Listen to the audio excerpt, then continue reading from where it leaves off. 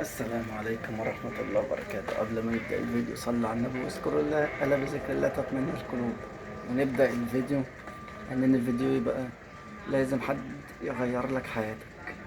يعني إيه؟ يعني لازم يكون في شخص دخل حياتك في وقت معين هو غير لك حياتك دي وخلاها للأحسن. ويلا بينا نبدأ الفيديو. بصوا أنا كاتب كل حاجة هنا عشان ما انساش، عشان لو لقيتوني ببص وكده فإيه، عشان دي الذاكرة بايظة خالص. فيلا بينا. أول حاجة نخلي نركن ده هنا على جنب. أول حاجة طبعا في حياتي يعني أنا مكانش في حد بيحبني خالص ولا يحب طريقتي ولا أي حاجة خالص. عارفين يعني إيه؟ يعني أنا يلا بينا نكمل زي ما قلت. أنا ما كانش في حد بيطيقني خالص ولا بيحبني ولا أي حاجة. ما كنتش بحب الضحك، ما كنتش بحب الهزار، ما كنتش مدي فرصة لحد غريب إنه يهزر معايا أو يتكلم معايا، لأن أنا شخص عصبي. وكنت بمعنى الكلمة كنت ما بحبش أتعامل مع الناس. ركزوا في الكلمة دي أوي، عشان إيه؟ واحد عنده عقدة من الناس هو ده أنا ما كنتش بحب أتعامل مع الناس خالص بقى. وكنت بتعامل معاهم، يعني هقول لكم، آه، يعني بانضباط أوي أوي. السؤال على قد الإجابة، ولا أزيد ولا أقل، ولا أكنك في الجيش في حياتك. فالمهم يعني دخلت مدرسة محرم به. تمام. كنت في أولى ثانوي، كنت لسه داخل جديد، طالب إيه بقى، لسه طالب مستجد يعني. فالمهم أول كام يوم كده، في أول كام يوم يعني طبعا حد يعني من الصف الضباط قال لي إيه، قال لي تعالى أنت تبقى حكم دار المدرسة في أول يوم. ومن ساعتها، من أول الوقت ده وأنا معاملتي كانت وحشة مع كله. أقسم بالله معاملتي كانت وحشة. بتعامل مع أي حد انضباط رسمي، والله ما بهزر. أقسم بالله لدرجة إن خليت زمايلي اللي في المدرسة يكرهوني بسبب الانضباط ده. فالمهم يعني اللي هو أول ما تخش المدرسة، إيه ده أنت بتتعامل كجيش؟ لأ، طب تعالى بقى. اتعاملت بقول لك إيه، معاملة ميري. أقسم بالله محدش يقدر يستحمل المعاملة دي. كنت بعامل معاملة صارمة، أقسم بالله ما بهزر، يعني معاملة شديدة أوي. أي حد كان يعمل أي غلطة كده ولا كده، المهم المفروض إن هي تعدي، أنا ما بعديهاش. تعالى لي أعمل لك كارت متابعة ومش عارف إيه والكلام ده، مش مهم. ما علينا. المهم إيه بقى، أول ما دخلت تانية ثانوي، هي دي بقى كانت تغيير حياتي كلها، ده بجد. حياتي من هنا بدأت تتغير 180 درجة. بقيت شخص بحب الهزار، بحب الضحك، وأدركت معنى الحياة ساعتها. أقسم بالله ساعتها عرفت يعني إيه حياة بجد. المهم اتعرفت على صحاب كتير، من ضمنهم اتنين هما اللي في قلبي بصراحة. فاسمه إيه ده، واحد منهم كنت أعرفه في إعدادي. تمام. فالشخص اللي كنت أعرفه في إعدادي ده كان معايا في تالتة إعدادي وكده، فكان بياخد معايا دروس، اللي هو إيه، مكنتش ليا تعامل معاه قوي، اللي هو إيه، أعمل إيه، إزيك، ولا أكتر ولا أقل. بعد كده بالمناسبة ده زياد. أنا ببص هنا عشان كاتب أنا كل ده عشان ما انساش. تمام. فاتعرفت بقى على صاحبي التاني، الحمد لله محدش عرفني عليه ولا حد عرفه عليا، اللي هو اسمه أمين، اللي هو بشهرته دلوقتي اسمه أحمد أو النص. تمام. فالمهم يعني اتعرفنا على بعض عن طريق الفيس. بعتنا لبعض اد على الفيس وعادي جدا. هو كان منزل صورة ابن خالته ولا ابن خاله، إن هو كان متوفي والكلام ده، فقلت له ربنا يرحمه كده. قام رد عليا قال لي يا رب. بعديها بكام يوم قمت منزل إيه، قمت منزل، كنت عامل صورة بالاي اي فعجبته، فقال لي إيه، دخل عندي وقال لي اعمل لي واحدة زيها، وعملتها له أحسن من بتاعتي كمان. يعني أنا عملتها له وطلعت أحسن من بتاعتي. فالمهم بالمناسبة إحنا اتكلمنا، لو أول ما اتكلمنا على حوار أو بدأت أتكلم اللي هو ساعة ابن خالته، كنا 25/8 تقريبا، 25/8/2025. من بعد حوار الصورة ده، يعني من أول حوار الصورة، تمام، 19/9/2025. أنا التواريخ دي في دماغي ما بنساهاش، وحاططها على كل إيميلاتي. فالمهم إيه، بدأ يعني المهم إيه، يعني هقول لك، هو بيعمل فيديوهات تيك توك تمام. كده كده كنت بعمل فيديوهات تيك توك. فهو إيه، عمل فيديو في المدرسة تمام، والفيديو دخل دماغي بصراحة، وأنا مش من النوع إيه اللي أي فيديوهات تخش في دماغي، وهو نفس الحوار برضه. فمش أي حاجة كانت تخش في دماغنا. فالمهم إيه، دخلت قلت له على الفيديو بتاع نزل فيديو على التيك توك يعني، دخلت له في الكومنتات قلت له إيه، عايزين نعمل فيديو بكرة والكلام ده. وقال لي تمام قشطة، ونظبط وظبطنا الدنيا. فالمهم تاني يوم رحنا المدرسة وعملنا الفيديو تمام ونزلت الفيديو عندي، وفضلت سهران عليه من الساعة واحدة، اللي هو واحدة يعني واحدة الظهر يعني. ما نمتش غير أنا وهو، ما نمناش غير 5 الصبح. والله العظيم ما بهزر، قعدنا سهرانين على الفيديو. يا دوبك نمنا بتاع ساعة ساعتين كده ونزلنا على المدرسة تاني. بس الفيديو كان بيجيب مشاهدات أقسم بالله ما شاء الله، يعني إيه، يعني كل 5 دقايق يزيد 500 ولا حاجة. ده بجد. المهم وقف عند كام؟ عند 12,000 13,000 آخر حاجة قبل ما الأكونت يتقفل يعني كده. تمام.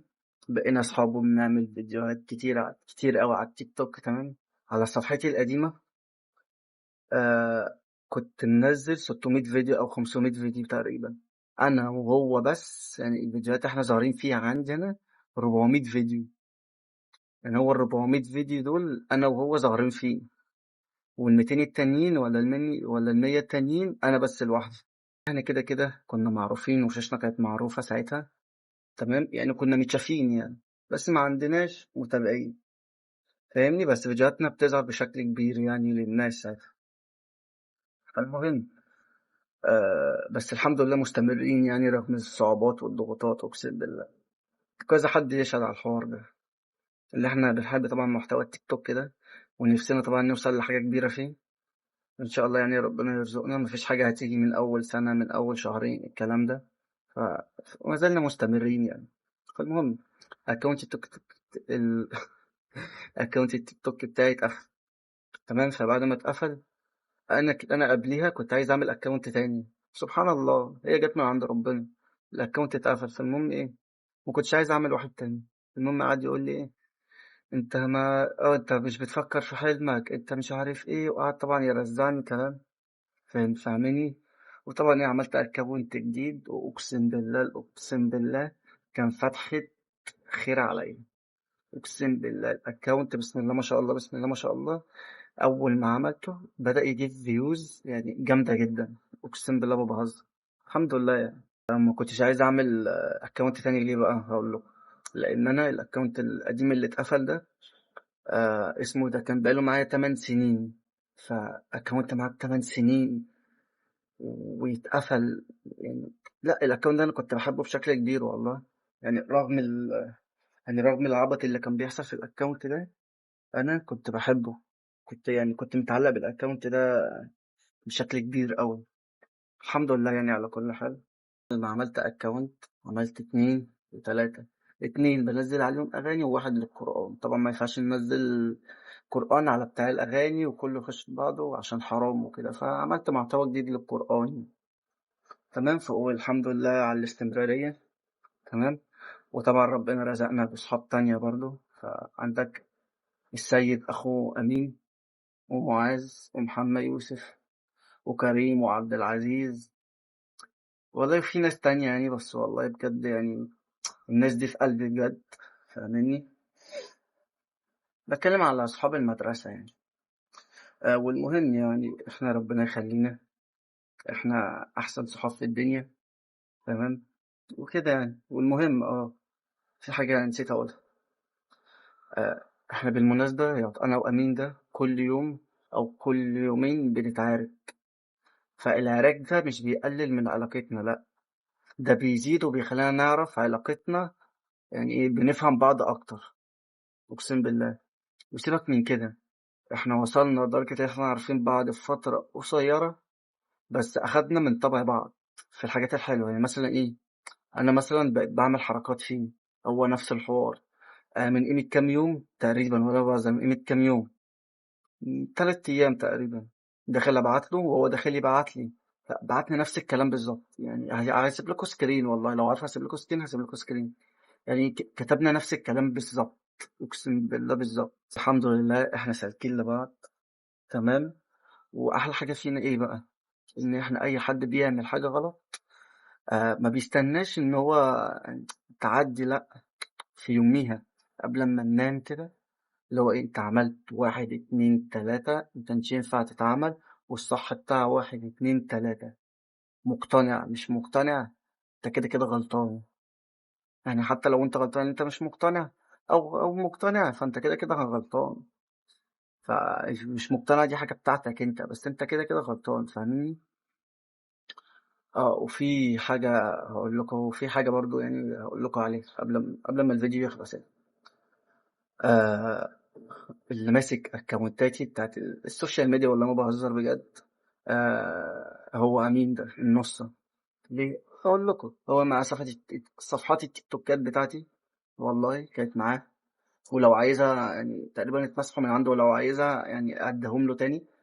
المحتوى اللي أنا بانزّله ده اللي هو الكوميدي ده، أنا بانزّل كوميدي ورقص، فالكوميدي ده هو اللي بيعمله، إن هو اللي بيفكّر مثلًا لو في فيديو عجبه وكده، هو اللي بيخلّيني أعمله، بيبعت لي الصوت، بيبعت لي الكلام. ولو حتى فيديو رقص مثلًا، لو أنا دخل دماغي باقول له يبعت لي الكلام، يعني هو اللي يعتبر إن هو اللي ماسك الدنيا دي مش أنا، يعني هو اللي ماسك حوار الكوميدي ده، أمّا الرقص ده أنا اللي ماسكه. أنا اللي بافكّر، اللي هو في الساوندات والكلام ده، أمّال هو في الكوميدي عالمي بصراحة، بسم الله ما شاء الله عليه يعني. هو اللي بيقعد يدوّر ويجيب ويكتب كلام، فاهمني؟ يعني هو ده حلمه بصراحة، فإن شاء الله يعني هنبدأ نحققه قريب أوي، إن شاء الله ربنا يرزقنا. عشان بجد والله إحنا تعبنا كتير، أقسم بالله تعبنا كتير. وفي حاجة برضه عايز أقولها، إحنا مع بعض على الحلوة والمرة، أقسم بالله مع بعض على الحلوة والمرة، حتى لو مخنوقين نخش نهوّن على بعض كده، فاهمني؟ لدرجة إن أقول لكم، أنا واحد باحب التصوير جدًا، يعني أتصوّر أي لحظة حلوة، يعني بمجرد القعدة بتبقى حلوة باحب أصوّر منها فيديو صغير كده أو آخد صورة، الصورة دي تعرّفني باليوم اللي حصل ده إيه. يعني أول ما عرفنا بعض أنا وهو، بقيت قاعد أصوّر، الكلام ده كله عندي لحد النهارده، فاهمني؟ يعني يعتبر بقى له سنة تقريبًا أو أقل، يعني سنة إلا شهر، فالحاجات دي عندي. يعني أي يعني أقول لكم، أي حاجة حلوة مثلًا بنكتبها بعض على الواتساب، يعني مثلًا ضحكنا على الواتساب، الكلام ده، مكالمات، مش عارف تقريبًا ما عنديش سكرينات للمكالمات، بس هابقى أجيبها يعني. الإسكانات بتاعة المكالمات دي مش باخدها كده وخلاص، لأ، باخدها لإن المكالمة دي مثلًا في اليوم ده حصل كذا حاجة حلوة يعني، فالموقف الحلو ده لازم إيه، لازم تفتكره بحاجة، بصورة، بفيديو، الكلام ده. أنا واحد باحب التصوير، يعني لو عارفني في أي لحظة حلوة أنا باحب أفتح الكاميرا وأصور عادي وأخلّيها عندي، وسبحان الله يعني الفيديوهات والصور دي أنا باحتاجهم في فيديوهاتي. اللي هو الفيديوهات اللي هي عن الصحاب والكلام ده أو عن اللمة الحلوة، فباجمّع كل ده. فبس، فربنا يخلّينا لبعض، تمام، ونفضل مع بعض على الحلوة والمرّة، يعني وما نشوفش في بعض حاجة وحشة خالص يعني، ونفضل جنب بعض، أهم حاجة ما نسيبش بعض يعني، تمام، وبس كده. في حاجة تاني نسيت، هاقول لكم، لمّا حد لمّا حد مثلًا ييجي يبقى جدّان مش عاوز يعمل فيديوهات، لازم التاني يخش يلِبّه على طول، ده بجد والله. يعني إيه يلِبّه؟ يعني أنا خلاص بعت له مثلًا، أنا بقى لي كام يوم ما بانزّلش، يقول لي: "ما بتنزّلش ليه؟" أقول له: "حصل معايا 1، 2، 3، مخنوق، جدّان، زهقت من التيك توك، مش عايز أعمل فيديوهات تاني." مش عارف إيه، يقوم رازعني واحدة، وزياد برضه نفس الحوار برضه، يقوم لاببني واحدة بنت حرام، بس كل ده هيروح فين يعني؟ بيلفوا وييجوا برضه يعني، أنا أقوم رازعه وأقوم رازع زياد.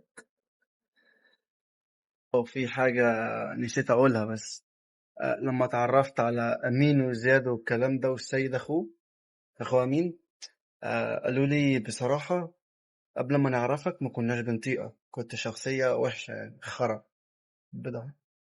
والله قالوا لي كده، بس بعد ما عرفناك الفكرة اتغيرت وبس كده والله يعني. وبحبه، أحلى صحاب في الدنيا، زياد وأمين الشلة بقى، فربنا يخليكوا ليا ويخليني ليكوا، لإنكم غيّرتوا حاجات فيّا أوي يعني. يعني أنا اتغيّرت أصلًا يعني. يعني أنا بمجرّد إن في حد بيحبّني دخل حياتي، دي عندي بالدنيا دي. فأنا طبعًا قبل كده ما كنتش عايش، وبقيت باهزّر واضحك مع كُلّه والله لو حد غريب يعني. مثلًا ما أعرفوش اتكلّم معايا كلمتين الكلام ده أقعد أضحك وأهزّر معاه عادي جدًا. والمدرسين برضه عندي ما كنتش باتكلّم صُكمٌ بُكمٌ خالص. دلوقتي بقينا نضحك ونهزّر ونخش نسأل على بعض والكلام ده، فاهمني بس. وباحبكم وصلّوا على النبي واذكروا الله تاني عشان ناخد ثوابه وربنا يرزقنا. مع السلامة.